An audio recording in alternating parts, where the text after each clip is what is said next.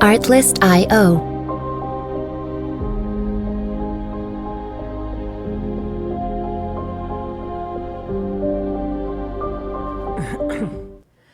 Hi, everyone, and welcome to another live episode of My True Crime Obsession. And tonight, we're again going to be talking about the Rex Heuermann Long Island serial killer case. It's been just over a year since Rex Heuermann's arrest in Gilgo Beach, the List case. He was arrested last year on Thursday, July 13th, 2023. And now it's a year later. And tonight I'm going to be looking back on this ever-evolving case and over the last year and discussing all the developments that have taken place since his arrest last year. Tonight I have special guest TV news journalist Mary Murphy joining me in the studio this evening to discuss the case, provide some information, some background information, in developments that are going on in the case, and answer some of my questions. I have so many questions I want to ask her. And if you're not familiar with who Mary Murphy is, she is a veteran news journal with over 40 years experience in journalism. She has worked with WPIX-11 in New York City and also CBS News New York.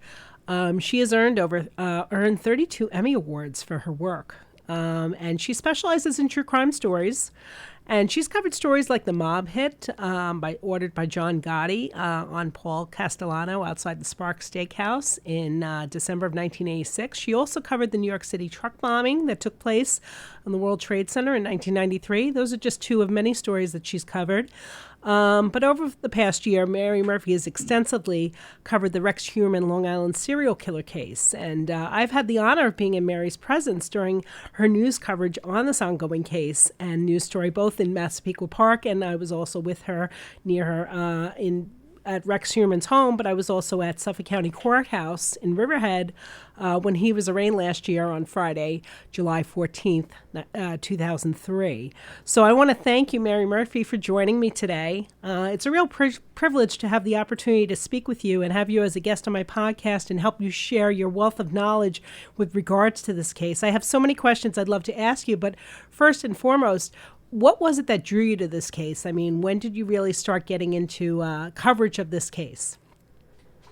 Well, I was home watching the 10 o'clock news in 2010, in December, mid-December of 2010, when the first victims were found on Gilgo Beach. The first woman found was Melissa Barthelemy, and then a couple of days later, we found the other three that make up the Gilgo Four: Amber Costello, Maureen Brainerd Barnes, and Megan Waterman. And initially, we had some of the night reporters covering these developments. And then a few months later, when there was a thaw in the spring, more victims were found, 6 other sets of remains. When I really got into the case was actually when the first articles of clothing tied to Shannon Gilbert were discovered. And that was nearly a year later.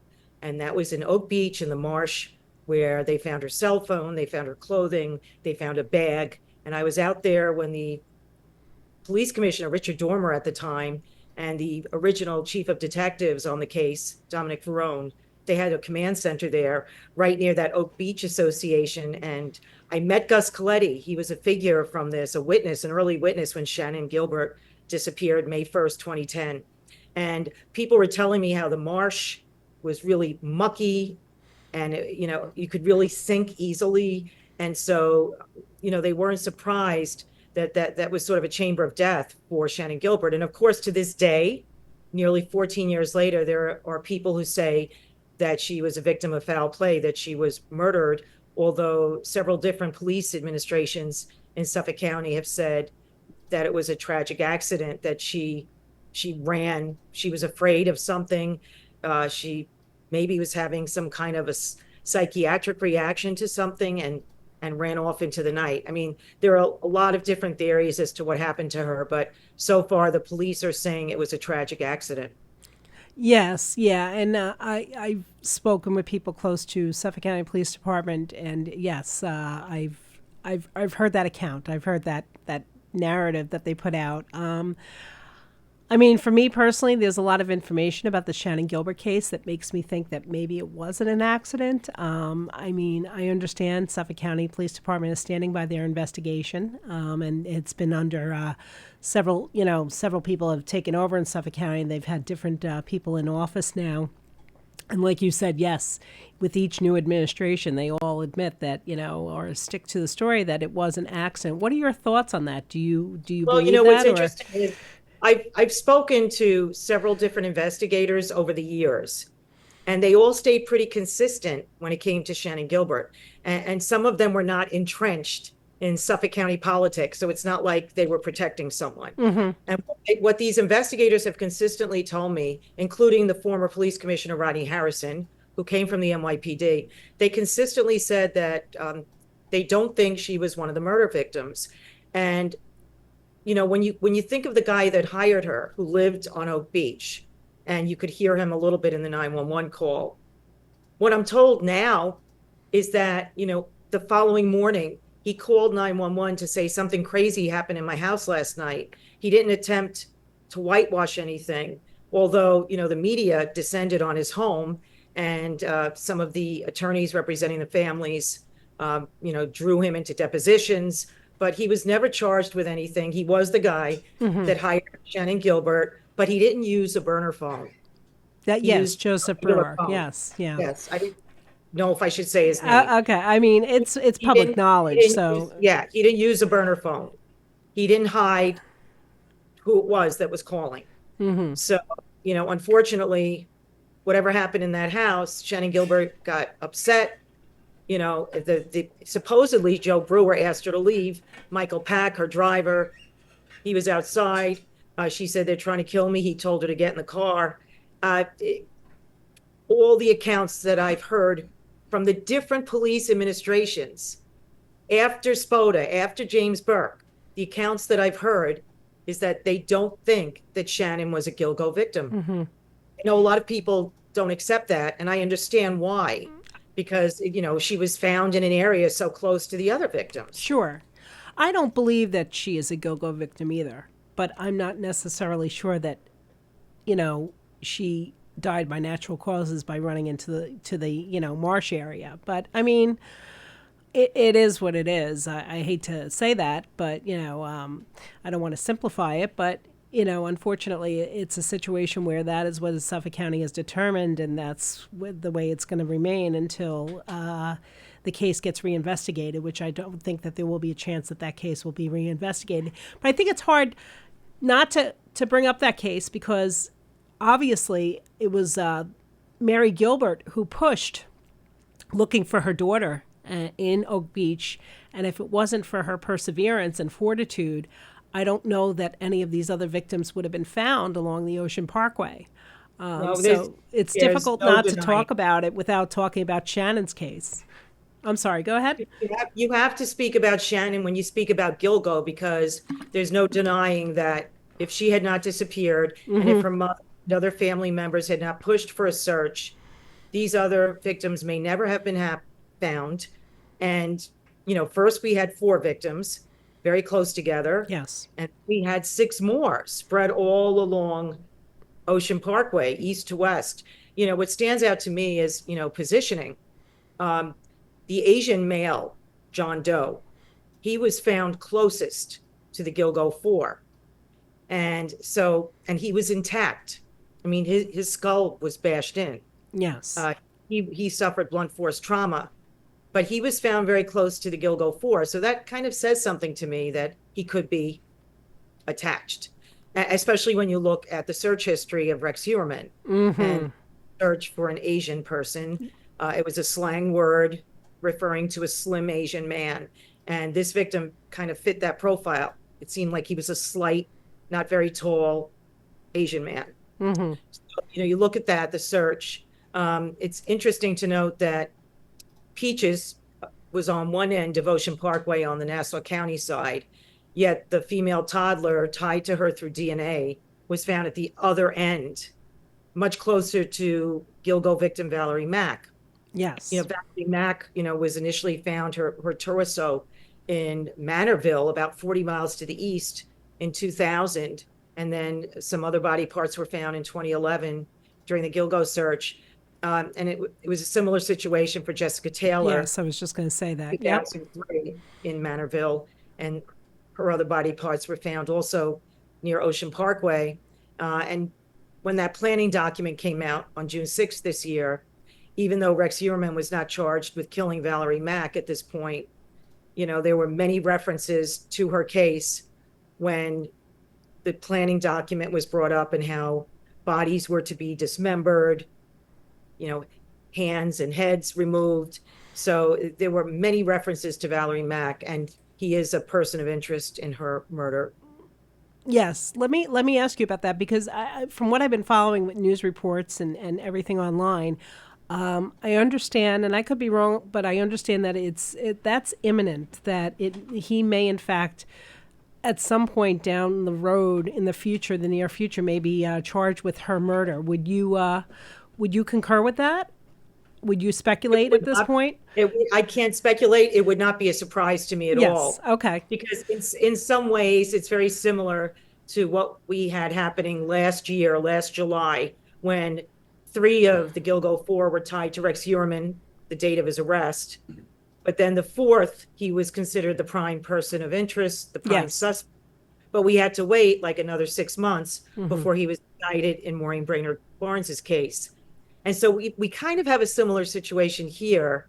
Um, Jessica Taylor and Valerie Mack's remains were treated brutally, very much the same. They both had their arms cut beneath the elbows, and they were tied in similar fashion and found very close to each other, near Holsey Manor Road out in Yes. Manorville, the woods. So it would not be a surprise to most of us who have covered this case extensively if he gets charged. But you need to have either science behind it or some really good witness. So, I guess they had the stronger science in Jessica's case in June because there was a hair found on the surgical tarp that was beneath her body in the woods. Yes. So we don't know what they have in terms of Valerie Mack, but she was mentioned several times in reference to the latest indictment and in reference to the planning document. So yes, let me ask you about that. I mean, I know that a lot of, God bless the Suffolk County, Gilgo Beach Task Force and Ray Tierney, the work that they're doing. I mean, just so commendable. And they have so much to go through. I mean, my understanding is when that when that bail document came out, when he was in court on June 6th, there was a ton of information in there about how many technological devices he had, burner phones, laptops, so many different things.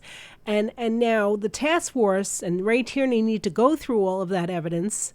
And do you feel that a lot of, these future murders that he may be tied to are being delayed because the task force has to go through all this technology and has to go through all the DNA evidence? Can you speak to that?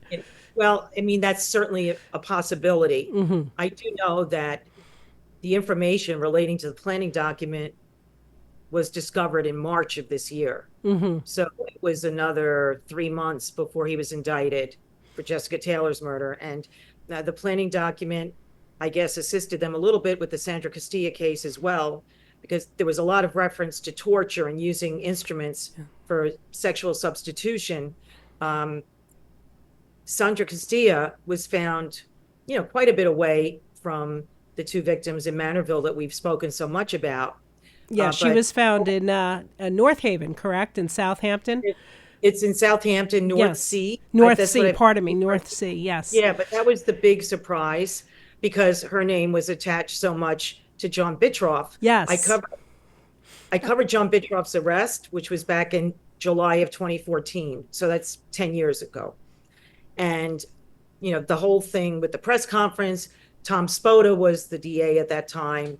He had the press conference. They were heralding genetic genealogy, or the familial genealogy, I should say, the familial DNA, because his brother got into trouble, John Bittroff's brother, and so his DNA was in the state database. So when they did one of those routine checks with unsolved cases, there was a close match between John Bittroff's brother and the DNA left at the crime scene of some of these women. So then they got John Bittrolff's DNA, and it matched some of the victims from these early 90s murders out in, well, two of them were near Manorville, Shirley, Patchogue. So, but they never indicted John Bittrolff for Sandra Castilla. And I was a little surprised because what we kept hearing over and over was that these three women that died a month apart, Rita Tangretti was found in Yes. November of 1993, Sandra Castilla in December of 1993, and then Colleen McNamee in January of 94, the new year. So a month apart for each victim, and they're all talked about and supposedly tied potentially to John Bittrolff. But then when it came time to indict him for the murders, they only indicted him for the first murder and the third murder that were spoken of, and never indicted him for Sandra Castilla. And what we are learning now is that there was no semen, there was no seminal fluid found at the crime scene of Sandra Castilla. There was semen found in Rita Tangretti's case and also Colleen McNamee. Part of the problem was there were other donors, potentially. These women had done some sex work. And so there possibly were other men that, their DNA was on their bodies. But the prosecutors successfully argued at trial in Bittrolff's case, that he was the most recent person to have been involved with them sexually. And, he's still appealing. And there are some people that think he got railroaded. But for the people who want to think that Rex did all three of these women, Ray Tierney said the crime scenes are very, very different. Yes. Sandra Castilla had no DNA in the sexual part of her body, and in fact, there was evidence of torture with a sharp instrument, about 25 marks on her body. She was mutilated. Yes. Whereas the other two women were killed with blunt force, and there was evidence of sexual contact. So very different crime scenes, Yes. even though for years I was among the people who thought the three of them, the three crime scenes, were very similar because we heard they were all positioned in a similar way. Their arms were over their heads. But as someone pointed out to me recently, they could have been dragged to the crime scenes. Okay. And Yeah. could have been over their heads from being dragged. The Colleen and Rita, their legs were kind of positioned in an extreme way. I don't want to go into detail, No, of but course. it was very extreme. And it was not the same with Sandra Castilla. Her legs were under her body. Yes. Yes. So there were differences between the other two and Sandra Castilla. Yes. But as you said, it was very surprising. And one of the things that I found is you have to look at, I believe she was found in November of 1993, Sandra Castilla, November 20th, I think it was. No. The first one was Rita Tangretti in Okay. November. Okay. Sandra was in the middle of those three Okay. victims.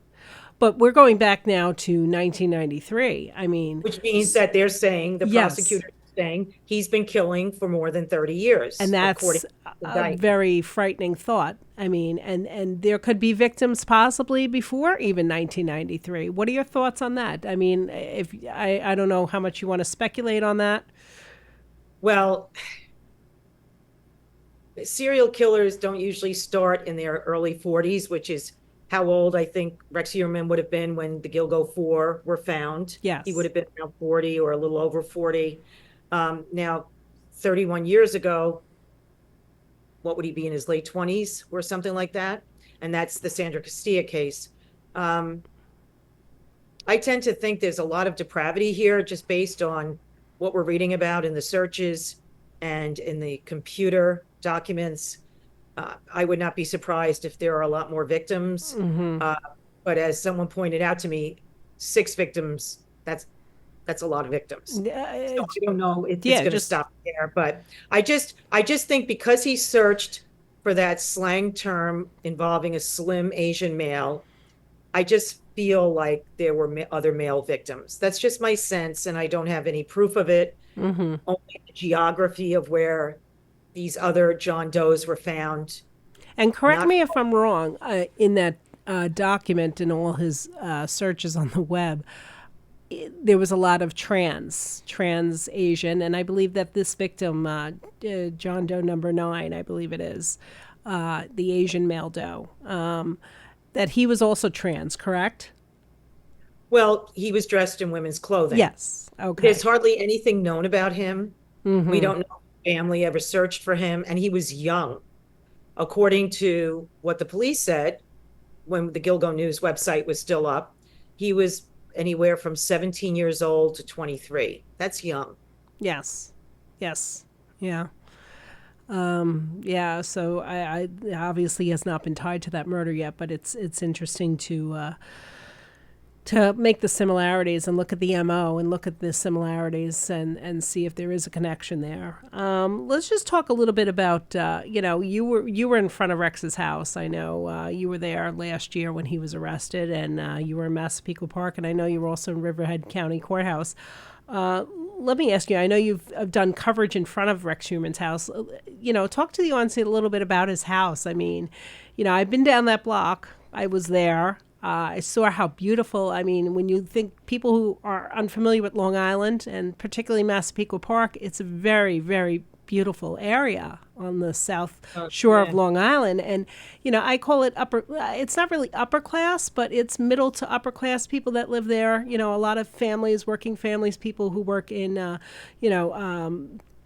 lot of people that work in civil servants. But the one thing that, comes to mind is that how well kept the neighborhood is, how these people manicured their lawns. Yes. Yes. And you drive down that road, one house after the other is so beautiful, and then you come to this eyesore. I mean, just if you want to speak a little bit about that, I mean, my take on it is, my goodness, like, how did the neighbors, feel about living next to this person, and then all this information comes out about him? Well, I mean, the media descended on First Avenue in Massapequa Park. Yes. Interestingly enough, in the morning when we first learned of the arrest on July 14th, the law enforcement, so many of them, the investigators, the guys in the white Tyvek suits, they were all outside his house. The big trucks were there. There were drones going. We were capturing all that initial search that was going on. And in the effort to get the best information we could, I was lucky to confirm early that there was a white male in his late 50s in custody. And I did a cell phone call to our news studio for the 8 o'clock hour. It was obviously the lead story. But initially, we were under the assumption that he was arrested in his house, and that was not the case. That's He was right. arrested the night before, and no one knew about it. There were several investigators who surrounded him as he left work on Fifth Avenue in Manhattan, and he did not resist arrest. From what we understand, the police actually recorded the arrest, and he was brought immediately out to Suffolk County Police Headquarters in Yaphank. And that morning of July 14th, I found out he was going to be in Riverhead appearing for the indictment to be unsealed. So my boss said, you have to get out to Riverhead. Yes. We had another crew that was already at the house in Massapequa Park. But for me, as the lead reporter who had to get the best information, that was going to come in Riverhead, because Yes. that's the indictment would be presented. Never expected to get a bail affidavit of 32 pages that would list so much of the evidence. I've had situations where there was evidence listed in a document, in companionship with an indictment. Never had this much detail in a case like this. It was astounding what we Yes. learned, even in that first affidavit that came out of the DA's office. Yes. That's what we found out about all the burner phones that he bought, allegedly. There were at least 7 burner phones, and the burner phones, we used a different phone for each murder. We had the pictures of him making the fake Tinder site with a selfie. There were the pictures of him in one of those mobile phone stores trying to buy more minutes for the burner phones. There were sketches that showed the boxes of where the cell phone pings were within areas of Manhattan where he worked, and then, of course, in Massapequa Park. So we were getting an astounding, remarkable number of details So let me early on. ask you about that. I'm sorry to interrupt, but so to get a grand jury indictment, you just need enough evidence to prove that you need to further continue this and then charge them with murder. I mean, just enough. You don't want to give away too much because obviously it's an active, ongoing case, and it's going to at some point go to trial. But I mean, you said you were astounded by all this information, so I'm just thinking to myself, did they give too much information in that affidavit, you feel? Or maybe it was just, that there's how much more information do they have? I mean, there must be a wealth of information then.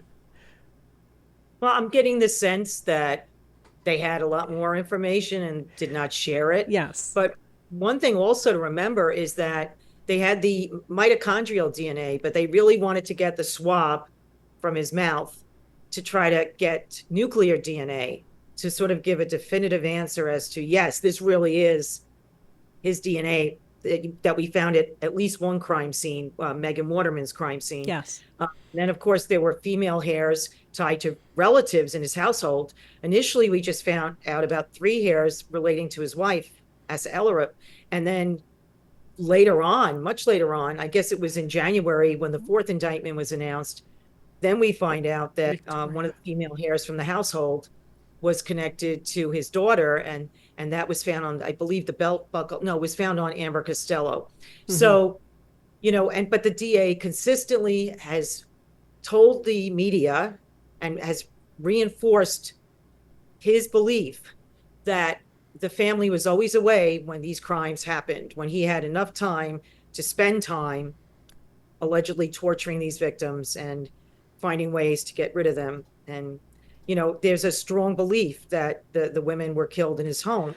And while that was not stated outright, that's why when they had the second search in the spring year, they went into the basement specifically, and they were taking out wood paneling, probably pieces of the ceiling, because they want to know how these women could have been maybe suspended in the basement. I mean, and I believe there was something in the bail application that talked about his, for lack of a better term, he had this manifesto where he not only killed, but he documented how he failed in certain aspects and then tried to improve upon that.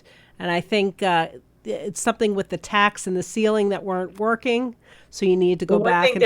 One thing that stayed with me was when he made reference to getting better rope. Yes. Because the last time it broke. Ugh. That suggested there was another victim before 2002, because he tried to get rid of this document, this planning document. He had tried to erase it from the computer, and it was in unallocated space. And these are terms that I never really knew about. I mean, so can you tell me a little bit about what that means, unallocated space? For someone who's not tech savvy, I've had to learn a lot and do my best to explain to people. But apparently, if you try to remove a document or erase it, sometimes it can go to unallocated space, and you might think it's erased, but a forensic expert can extract it. So he might have thought it was erased, but it was really still in there. And so it was extracted. Yes. And so that's kind of what happened. And even though it said 2002, when they found the document, they believe there was an earlier version of it in 2000, and that's the year that Valerie Mack was killed. Okay, well, that in and of itself doesn't say that he did it, but it was overwhelming though. And also, like, just the references to the pre-prep, like he had to do reconnaissance journeys. I mean, I have the document here with me. I've gone through this document. I can't tell you how many times. I've gone through it several times, but I'm not looking at it right now. Yeah, but yes, he had something with prep, and then I believe afterwards it was, he made reference to what to do afterwards. So yes, I have it here in the document.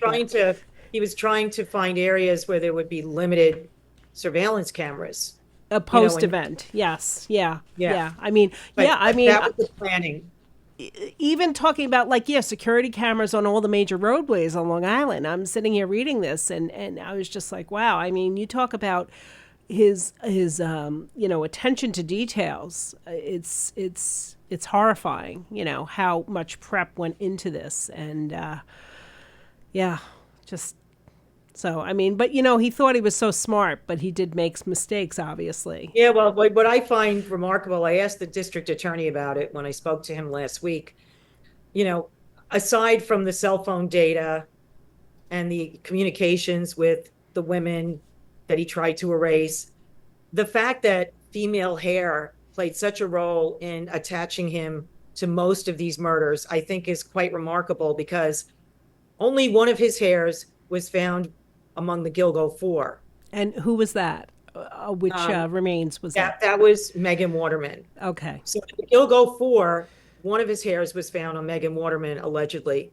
But the female hairs from his household, from his wife and daughter, were found with other victims among the Gilgo Four. So, how do you account for those hairs being there, those female hairs? And then, once again, female hairs play a role in these two new indictments. Mm-hmm. Uh, I should say in the Sandra Castilla indictment, because there was a woman living in his household in the early 90s. Was that his And first wife, I can only Eileen assume Ryan? they're not stating that. Okay. That's only an Oh, that's assumption. right. I read the She document. had Yes, they she wouldn't had moved identify it. out. She had moved out around Yes. shortly before Sandra Castillo was murdered. Yes. But two female hairs from this partner that lived with him in the house in the early 90s, two female hairs are attached to Sandra Castilla and one of his hairs, Yeah. according to DNA evidence. So, we have the Gilgo Four and then we have Sandra Castilla, and his hair or a female relative's hair is involved. That's pretty Yes. strong. Yeah, very strong. Yeah. I find that evidence and obviously the cell phone evidence is really what's going to kind of put the nail in his coffin. But, we'll see. Time will tell. I mean, obviously he's innocent until proven guilty, and it's going to go to court at some point. I wanted to ask you about that. I mean, there's just so much information here. Here we are a little over a year later, and not even close to it going to trial. From what I've heard, it'll probably won't go to trial until sometime late fall next year. What you're So thinking of that's that? really a long time. Yeah, Yeah. when this first happened and when the discovery material was first going out to the defense, originally I heard early 2025, Mm-hmm. but definitely this whole year was a gone year. They weren't, and that's not unusual. The DA pointed out to me there have been other big serial killer cases where it took 2 to 3 years Oh, just to go to sure. trial. So it's just a year now in since he was arrested. Mm-hmm. Now that you've added two other victims and you have six, Yes. that could just make things happen later. Yes. It's going to be curious to see is if they go with these six because they have the hair evidence, very strong DNA evidence. Will they go with these six and just keep trying to find scientific evidence or something else that can attach him to the other unsolved cases? That's going to be the mystery that we're all trying to Mm-hmm. find out. I'm also curious to know if at some point he may take a plea deal. I know that his attorney Michael J. Brown, had said that no, he's not going to take a plea deal. But with all this information coming out and more victims being tied to him, I'm just curious if you think that might be a possibility. Well, I don't even know what the plea deal would be. True. I don't think they're going to give a sweetheart deal for something No. like. But however, like if you accept the premise, what the prosecution says that he's a sadist, and that it was about terrorizing people and tormenting them, he could be reliving this all over again and enjoying it if I indeed know. he's the person who did Oh this. God. So, you know, I know that the prosecution and I know the police would like it not to have to go to trial Mm-hmm. because being victims through things, their families, Oh sure. um, and it costs a lot of money and time to present a case like this. But who knows what his motivation is? But there have been other serial killer cases that I've covered where the person did plead guilty. I didn't quite cover the Son of Sam case. I lived through it as a teenager in the 70s. But within about 6 to 8 months of his arrest, he did plead guilty to the six murders. So there was no trial. Yes. There were just a couple of chaotic court appearances, but Mm. so he pleaded guilty. And so did, who was it? I think Joel Rifkin Yes. ended up pleading guilty. So some of them do plead and just get it over with. Mm-hmm. You Mm-hmm. know, and then there was that article about allegedly one of the serial killers based out west had established communication with Rex Heuermann and was encouraging him to Oh confess. yes. I don't have that verified, but the Yes. some I kind don't of know if that letter. was the happy face killer, I believe. Yes, I think it was, Yes. yes, something like Yeah, that. it's sickening. I know. I really wish, you know, obviously the media focuses on the serial killer, but I really wish, you know, the focus would be more on the victims and the victims' families because they're the ones that are, you know, suffering here. And it's just an awful tragedy. And I want to talk to you a little bit about Asa Ellerup. I know there's been a lot of talk about her. My understanding is that she hooked up with a streaming service and is doing a documentary now and is making a lot of money. And you know, when I talk to people, people are very split on it. There are those that feel that they are also victims in all of this, and that she had no idea what her husband was doing. And now, you know, she's divorced and she's suffering from cancer. My understanding is she's, you know, needs money for medical coverage. And then there are others that are like, her behavior since her husband got arrested has just been off. And the fact that she's still living at the house, knowing now that possibly those murders took place in the basement. What is your feeling on Asa? I know. I mean, I don't know her. I've only seen her once at the courthouse back in November of 2023. I think she's probably going through some kind of trauma. I There was the attorney John Ray who came out with a sworn affidavit several months after the arrest of Rex Heuermann, and you know he was trying to suggest that there was a woman and a an off-duty police detective from New York City that Yes. took a victim out to the house in Massapequa Park, and you know all these suggestions were being made, and that Asa Ellerup was there. Um, the DA has said consistently, and so have the police, they don't believe she had any knowledge of what he was doing. Okay. You know, she has an adult son, and that he's the stepfather to that son, and then his biological child is Victoria Ewerman that Yes. worked with him. I mean, one of her attorneys had a press conference a couple of months after the arrest and did talk about the two forms of cancer that she's battling, skin cancer and I think breast cancer. Mm-hmm. And you know, when he went to jail, you know, their health coverage went kaput because Yes. it was over. So, and from what I understand, I don't know anything about the deal that was made Mm-hmm. with streaming service. I know it got some bad attention because the families were upset about it, you know, but from what I understand, it's not the first time that a streaming service has made some kind of an agreement with a Sure. high profile person in order to get their story and get items that no one else has. In Yes. local news and TV news, we're not allowed to pay for interviews. Okay. But in the world of streaming and cable and you know, some of it even falls under the purview of considered entertainment programming. In that Yes. world, money is exchanged. It's not the first time that Oh, has happened. sure. But I have Yes. no inside knowledge of what the agreement was. Okay. Yeah. I just, you know, I just see two schools of thought on this, and you know, I'm still undecided. I mean, I feel for them because this is obviously a tragedy. It's horrific. You've got the media camped outside your house, and you know, I just, yeah, I can't even begin to I imagine think what her they're going son, through. I think her son has had his struggles, and to Yes. see him sitting on the porch and crying, that was Yes. heartbreaking. Yes. I agree. And even the neighbors, I mean, they've been through a lot. I mean, they haven't had a moment's peace since, you know, July 14th, 2023. I mean, you know, it's just their whole neighborhood has been turned upside down. I Well, I'll mean, give you a little anecdote. Like, sure. they found out that the investigators from the state police and from the Suffolk Police Department had returned to the Mhm. UM house. What was it, about 8 to 10 months later? It was Yes. just past April, May. Yes. Um, when I heard, I was out on the road. I mean, I'm not working in local TV news anymore. I left after 40 years to have a more flexible life, and I've enjoyed this new part of my journey. but I'm not giving up journalism. But Sure. anyway, that day I was running errands and I heard about the search and I said, I have to go out there. Yep. Out there with my cell phone camera, and it looked very much like it looked last July when Yes. we had the search going on.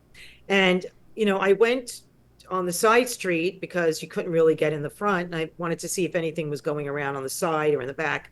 And I saw a man and I said, "Oh, do you live here?" And he said, "Do you?" Like, he was annoyed. He Oh, really didn't want to see the press back.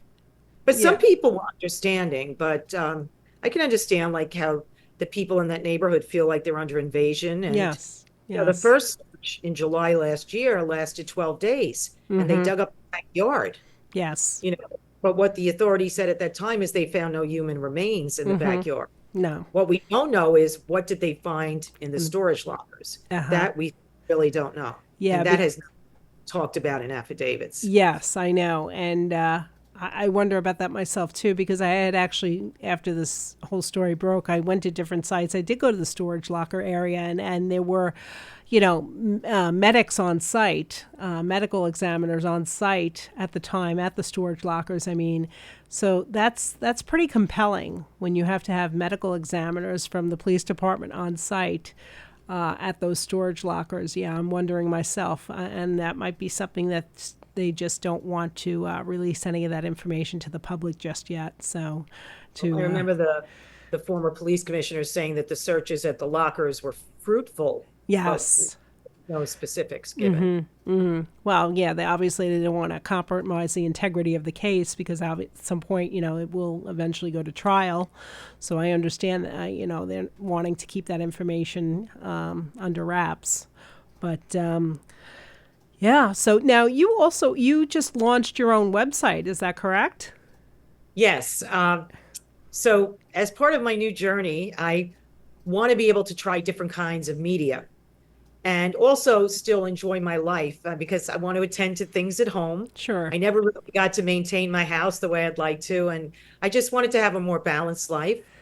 I wanted a forum for where I could write about stories that I care about or investigative information that I find out. So last Friday, on the eve of the first anniversary of the Gilgo arrest, I launched a website called marymurphyofficial.com.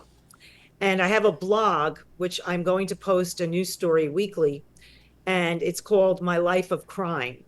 So it's sort of a play on words because a lot of my career was spent chasing cold cases Yes. or breaking news stories. I've covered pretty much everything you can think of, not just murder and mayhem, Sure. but but crime was a big part of my life and career. And so my son actually gave me the idea, My Life of Crime. Okay, very nice. And so, yeah, the first blog that I did, I posted last Friday, July 12th, and it talked about how I found out about the Gilgo arrest, what was going on in my life, and what my perceptions were when I got out there to the courthouse. My second blog will be about a cold case that kind of stayed with me because it involved me traveling to the Blue Ridge Mountains in Virginia Okay. to find the home base of a woman that was killed very brutally in Brooklyn. Oh my goodness. All right. Well, and what platforms can we find that on? Your blog on?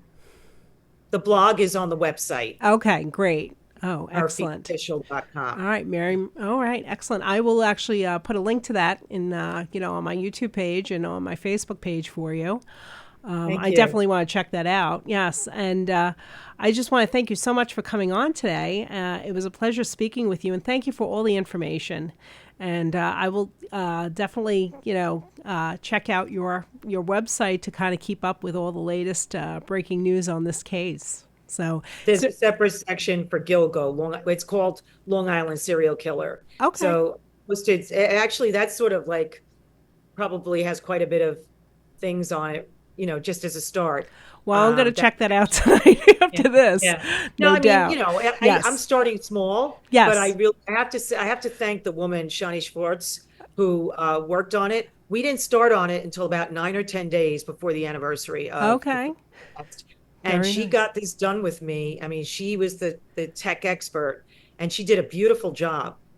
So I think her handle is Shani Law. Okay. She she's terrific. She does research on criminal justice cases, but she also is involved with setting up websites and creating them and managing them. Well, So I'd I'm love to get that great. information from you if I may. If you want to email that to me, that would be great. And yeah, I'll look into that. I will. Before, So I have to find a way to text you or email you. I'll okay, send you the link to my site too. okay, Okay. wonderful. No, that'd be great.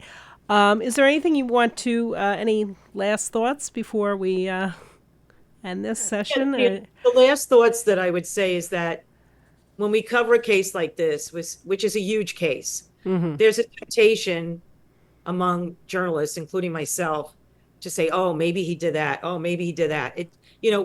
I don't think it's going to come out that he did every single murder on Long Island that's unsolved. But you know, what's been fascinating for me is to look at certain situations where the geography is curious to me. Like there's a woman who was found on the shoulder of the Meadowbrook Parkway, which is a state parkway, in 1989, and it was in Freeport. The exit was near Freeport, and he used to work there Yes. at the time. And then it's only about one or two exits away from the Jones Beach Exchange, which leads to Ocean Parkway. Her family, based in East Harlem, did not find out that she was the victim found there until 3 years later. So there are like a bunch of unsolved cases that, because of their geography, because of circumstance, fascinate me. And I wonder if this What was person that? What was that victim's name? Carmen Vargas. Yes, Carmen Vargas. That's right. Yes, I remember.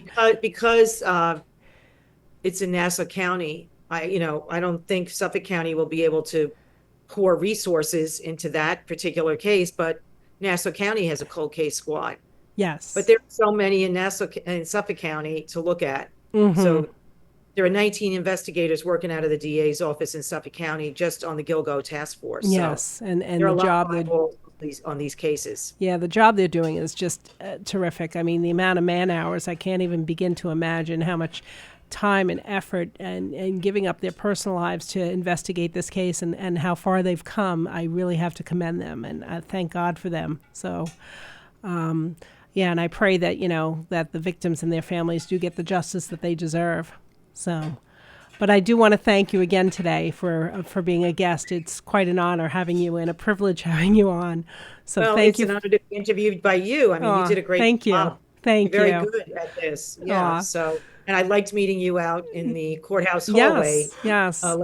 I think the day I met you in the hallway, there was a very long line, Yes, there was. that Yes. particular hearing that we went to. Yes. When the first day I was up pretty close to the door of the courtroom and I got in pretty quickly. But there Yes. was one day I was nervous I wouldn't get in, but I got Yeah. in. It Yeah. was, they have the first two rows they gave to the media. Of So course. we Yes. got to see everything up close and hear everything up close. Yep. Yes. Yeah. I think he goes back to court on just to see where they're at in the case. Just a follow up. I think it's on July 30th. So that he's going It back to was court. scheduled, but I don't know if it, because that's on the web crims or something. Yes. I have to check on that because one of the other podcasters mentioned that it was July 30th, but I'm not sure if there was an adjournment, so I would have to check. Yes, yeah, I'm going to check myself and see. So, being that I have the time to do that, I'd like to be there in court whenever possible. So, just to keep updated on the case. But thank you again. I really appreciate it. And I'm definitely going to plug your website, your link and everything, and definitely check it out. So, thank you so much. All right, have a great night. Bye-bye. Thanks. Okay, I don't want to end it yet. So I just want to thank everyone for listening, and I hope you enjoyed tonight's episode. Before I leave, before I end tonight's episode, I just want to give a couple of shout outs. I just want to give a shout out to my friend Jill. She has her own podcast. It's called the Murder Shelf Book Club. And I was honored to actually do a guest spot on her podcast, and I did post it on my True Crime Obsession. So if you get a chance, please check it out. Jill is great. We met at CrimeCon. We've become good friends, and her podcast, Murder Shelf Book Club, is excellent. I'd also like to give a shout out to Cheryl McCullum. She also has a podcast, Zone 7. So if you get a chance, you might want to check that out. You can find these podcasts on any of the web services, iHeartRadio, Apple Podcasts, that have podcast streaming services. So definitely check it out. And of course, I just want to end by saying, if you do anything tonight, please say a prayer for the victims and their family members. They all deserve justice, and I hope that they do get their day in court and that Rex Heuermann pays the ultimate price for his crimes. So this is my True Crime Obsession checking out. Thank you guys, and have a great night.